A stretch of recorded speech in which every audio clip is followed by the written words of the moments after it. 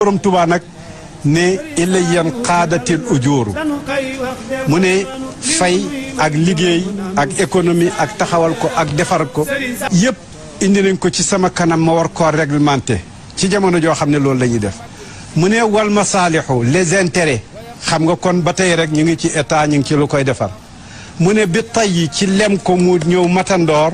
wal jës bi ci indi ko ci lu dul distance dara nekku fa wa inni saalihu bu boobaa nag damay daal di jël rôle yonent yàlla saalihu di ko joué daal di jël doom nag tuddee ko yonent yàlla saalihu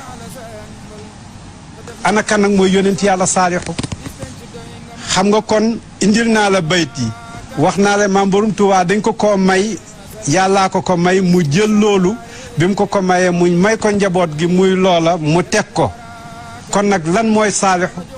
saalihu mooy kii réparé li réparable mooy bu ñu demee ba ne lii moom dara mënatu koo defar ki koy defar mooy saalihu ci arab mooy kii defarekat bi waaye suñu waxee defar ci arab rek al islaax ak saalihu salaahu da nangam rek fekk na loola dem na ba amatuñ ca yaakaar kon turu saalihu daf faa ñëw yón muy benn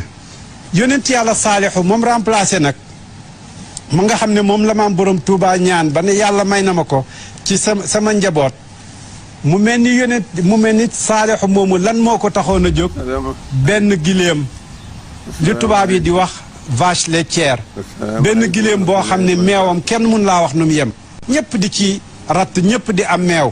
mu am ñenn ñu ne lii daal waru fee am ñëpp a yem daal bu ñëpp a yemee mu am ku war a gedd sa wàll